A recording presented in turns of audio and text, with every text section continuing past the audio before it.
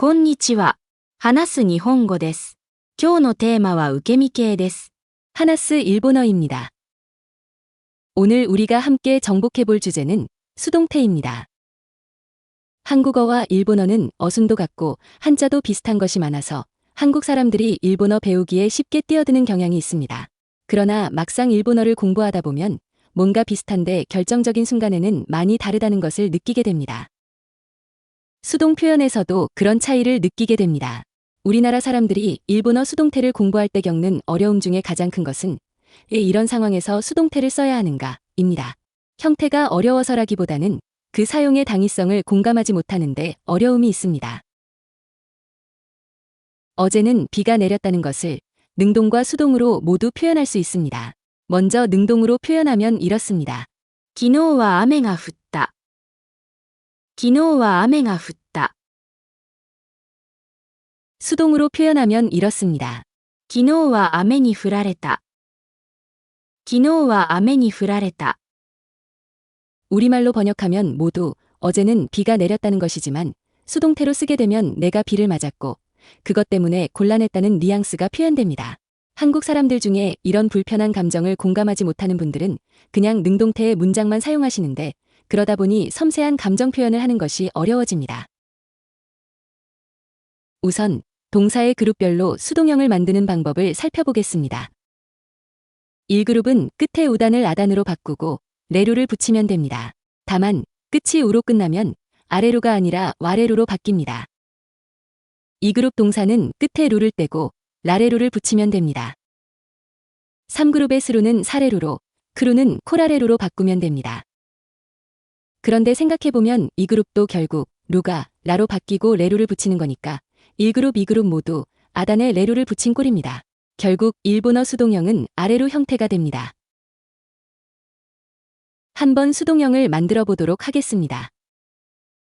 書く、書かれる。 쓰여지다, 言う、言われる。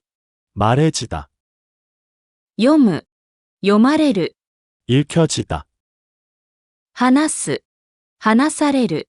말해지다, 呼ぶ、呼ばれる。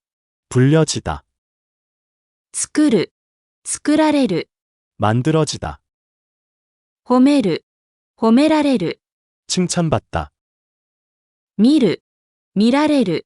보여지다, 教える、教えられる。 가르침을 받다, 来る、来られる。 오게 되다. 그런데 잘 보시면 동사를 수동형으로 만들면 끝이 레루로 끝나게 됩니다. 그래서 수동형 동사는 2그룹 동사처럼 변하고 활용도 2그룹 동사처럼 됩니다. 2그룹 동사를 활용할 때는 끝에 루만 떼고 여기에 마스, 테이마스 등을 붙입니다. 수동형은 과거형이나 정중체로도 많이 사용되기 때문에 이 네 가지 형태는 꼭 알아두시기 바랍니다. 書かれた、書かれた。 쓰였다, 書かれます、書かれます。 쓰여집니다, 書かれました、書かれました。 쓰였습니다, 書かれています、書かれています。 쓰여 있습니다. 한국어 문법에서는 수동태 또는 수동형이라는 표현은 잘 쓰지 않습니다. 그 대신 피동형이라는 표현을 많이 씁니다. 이히리 기등으로 피동형을 만드는데 그 형태가 매우 다양합니다. 반면에 일본어는 수동태 형태가 매우 규칙적이어서 항상 아래루나 라레루로 끝이 납니다. 한국어의 이히리 기가 일본어의 아래루, 라레루의 1대1로 대응되지 않기 때문에 번역하기에 어려운 문장도 생깁니다. 한국어에는 수동 표현이 드뭅니다. 굳이 말하면 한국어는 능동적 언어이고 일본어는 수동적 언어입니다. 일본어 수동태의 특징 중에 하나는 자동사도 수동태로 변한다는 것입니다. 또 일본어에서는 형태는 수동형인데 존경, 가능, 자발의 의미로 사용되기도 합니다. 일본어는 말하는 사람이나 말하는 사람과 가까운 사람을 주어로 삼으려는 경향이 강합니다. 모르는 사람이 길을 물어볼 때 한국어는 행위자인 모르는 사람을 주어로 둡니다. 그러나 일본어는 화자인 나를 유지하기 위해 나는 모르는 사람에게 길 물어짐을 당했다라고 표현하는 것을 선호합니다. 私は知らない人に道を聞かれた。 한국어에서는 능동형으로 표현하는 상황에서도 일본어는 화자 중심의 시점을 유지하기 위해 예문처럼 수동태를 선택합니다. 그리고 눈치채셨겠지만 수동태 문장에서 행위를 하는 주체에는 조사니를 붙입니다. 그리고 수동태로 바뀌어도 목적어에 붙는 조사오는 그대로 유지됩니다. 일본어 수동태는 크게 직접 수동과 피해 수동으로 나뉩니다. 직접 수동은 영어처럼 목적어가 주어가 되는 겁니다. 그런데 우리가 진짜 주목해야 할 건 한국어에는 없는 피해 수동이라는 것입니다. 피해 수동은 간접 수동이라고도 부르는데 여기에는 일본의 메이와쿠 정서가 들어가 있습니다. 迷惑、迷惑。 피해라는 뜻입니다. 昨日は雨に降られた。昨日は雨に降られた。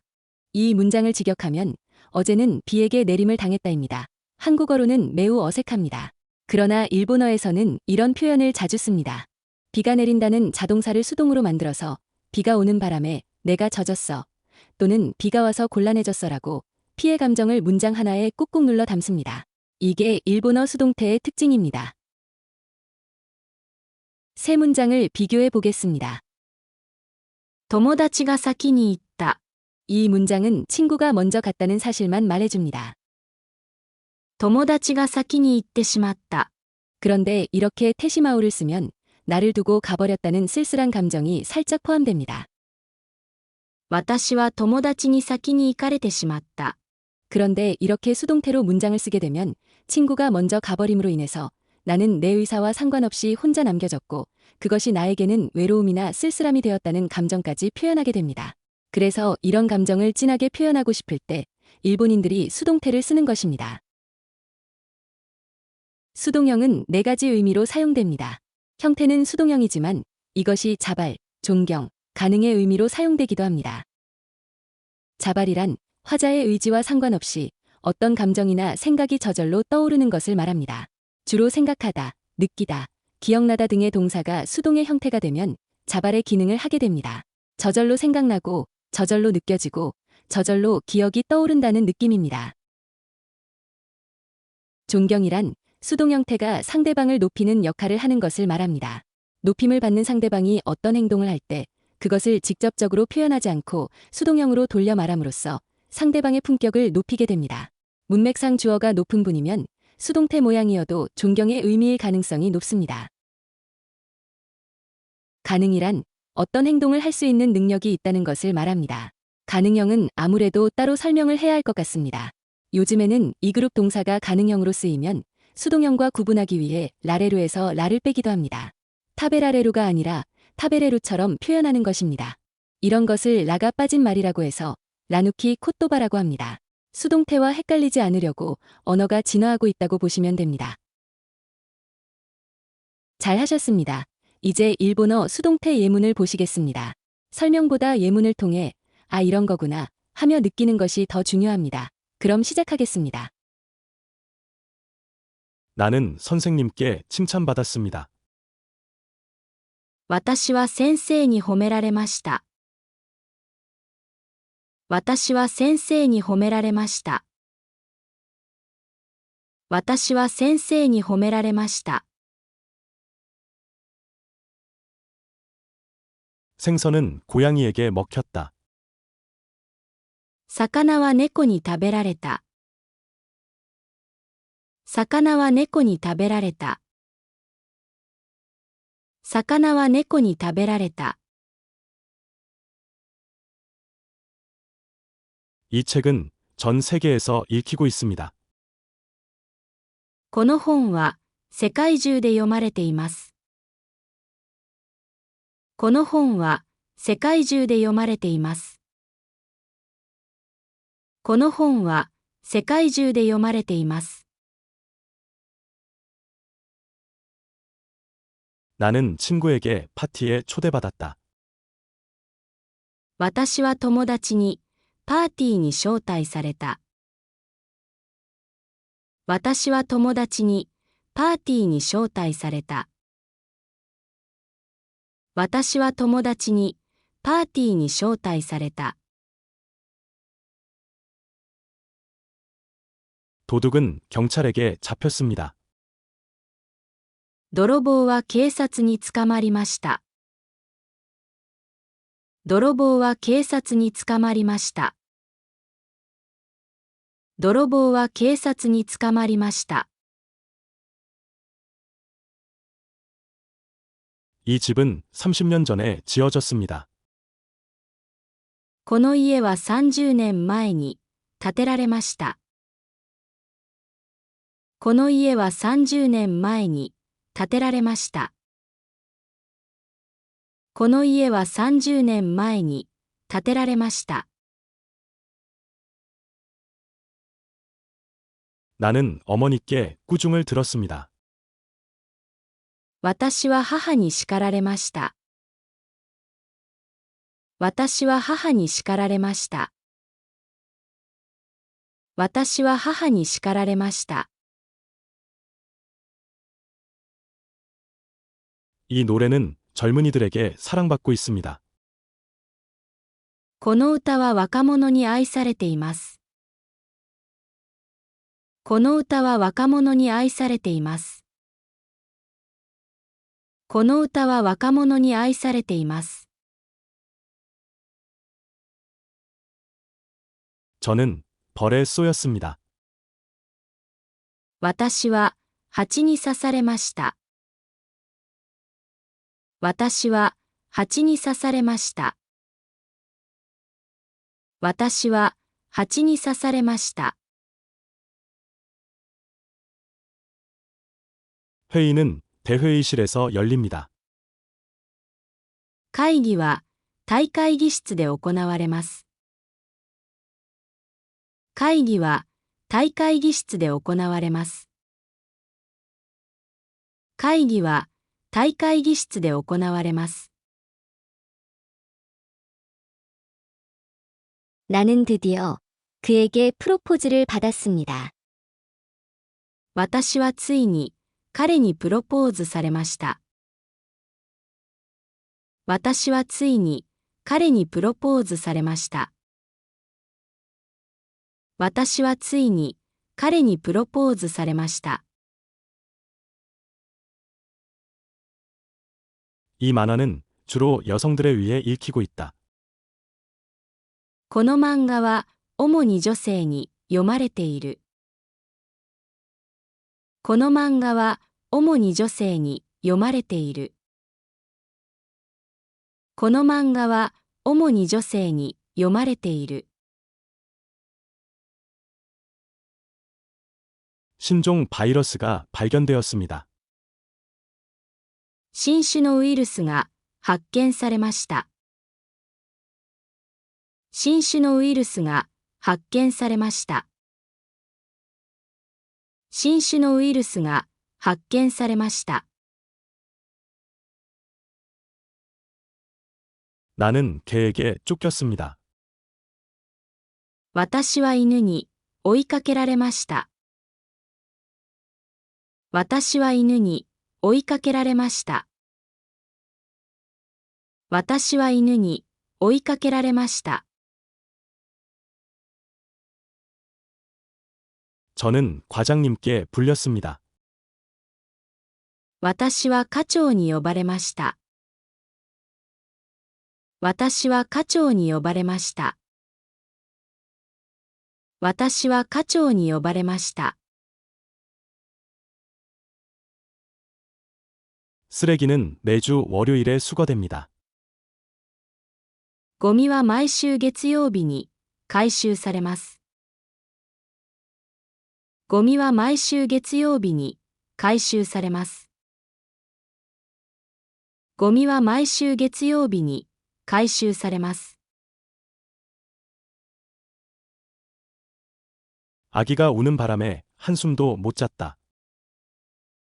赤ちゃんに泣かれて一睡もできなかった。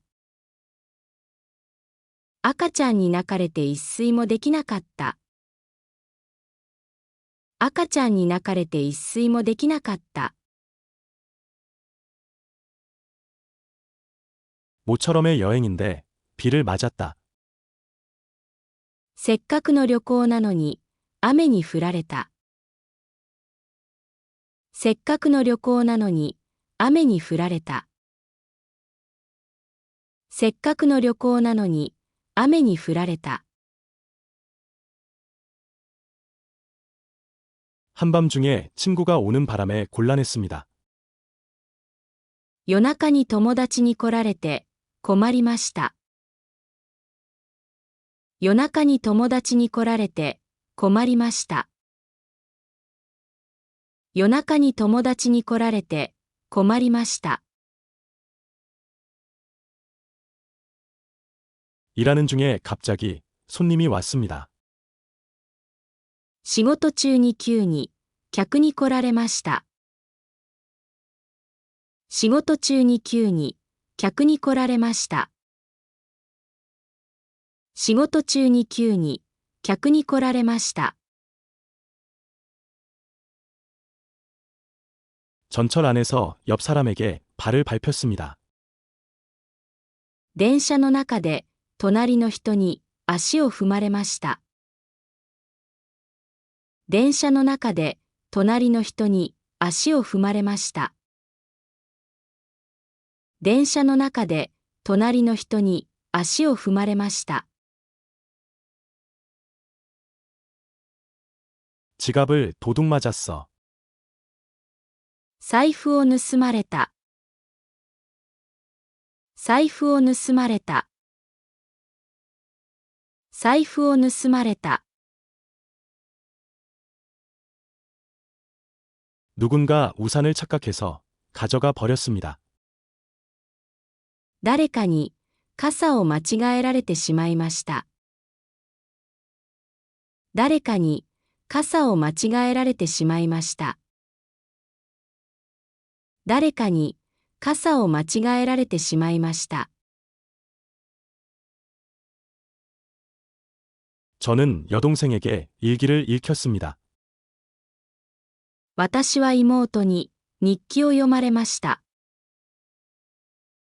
私は妹に日記を読まれました。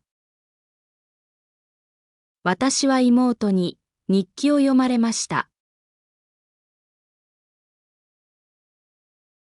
아들이 컴퓨터를 망가뜨렸습니다. 息子にパソコンを壊されました。息子にパソコンを壊されました。息子にパソコンを壊されました。 뒤에서 온 사람에게 등을 밀렸습니다. 後ろから来た人に背中を押されました。後ろから来た人に背中を押されました。後ろから来た人に背中を押されました。 미용실에서 머리카락을 너무 많이 잘렸습니다. 美容院で髪を切られすぎました。美容院で髪を切られすぎました。美容院で髪を切られすぎました。 만원 전철에서 옷이 더러워졌습니다. 満員電車で服を汚されました。満員電車で服を汚されました。満員電車で服を汚されました。 언니가 제 케이크를 먹어버렸어요. 姉にケーキを食べられました。姉にケーキを食べられました。姉にケーキを食べられました。 아이가 제 중요한 서류를 찢어버렸어요. 子供に大切な書類を破られました。子供に大切な書類を破られました。子供に大切な書類を破られました。 아버지가 제 스마트폰 내용을 봤습니다. 私は父にスマホの中身を見られました。私は父にスマホの中身を見られました。私は父にスマホの中身を見られました。 고양이에게 손을 긁혀서 피가 났습니다. 猫に手を引っかかれて血が出ました。猫に手を引っかかれて血が出ました。猫に手を引っかかれて血が出ました。 모기에 물려서 잠을 잘 수 없었습니다. 蚊に刺されて眠れませんでした。蚊に刺されて眠れませんでした。蚊に刺されて眠れませんでした。 강풍에 모자가 날아갔습니다. 強い風に帽子を飛ばされました。強い風に帽子を飛ばされました。強い風に帽子を飛ばされました。 옆 사람이 담배를 피워서 기분이 안 좋아졌습니다. 隣の人にタバコを吸われて気分が悪くなりました。隣の人にタバコを吸われて気分が悪くなりました。隣の人にタバコを吸われて気分が悪くなりました。 모두의 앞에서 상사에게 혼나서 창피했다. みんなの前で上司に怒られて恥ずかしかった。みんなの前で上司に怒られて恥ずかしかった。みんなの前で上司に怒られて恥ずかしかった。 이 술은 고구마로 만들어집니다. このお酒はさつまいもで作られます。このお酒はさつまいもで作られます。このお酒はさつまいもで作られます。 다음 올림픽은 미국 로스앤젤레스에서 열립니다. 次のオリンピックはアメリカのロサンゼルスで開かれます。次のオリンピックはアメリカのロサンゼルスで開かれます。次のオリンピックはアメリカのロサンゼルスで開かれます。 술을 드시겠습니까? 아니면 차를 드시겠습니까? お酒を飲まれますか？それともお茶になさいますか？お酒を飲まれますか？それともお茶になさいますか？お酒を飲まれますか？それともお茶になさいますか？ 사장님은 출장으로 일본에 가셨습니다. 社長は出張で日本に行かれました。社長は出張で日本に行かれました。社長は出張で日本に行かれました。 선생님이 쓰신 책을 읽었습니다. 先生が書かれた本を読みました。先生が書かれた本を読みました。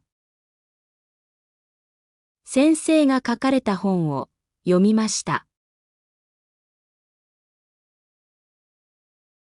어제는 열이 있어서 전혀 잘 수 없었습니다. 昨日は熱があって全然寝られませんでした。昨日は熱があって全然寝られませんでした。昨日は熱があって全然寝られませんでした。 이 사진을 보면 어린 시절이 저절로 떠오릅니다. この写真を見ると子供の頃が思い出されます。この写真を見ると子供の頃が思い出されます。この写真を見ると、子供の頃が思い出されます。 정말 잘하셨습니다. 예문을 계속 돌려보면서 일본어 수동태를 만만한 것으로 만드시기 바랍니다. 今日もお疲れ様でした。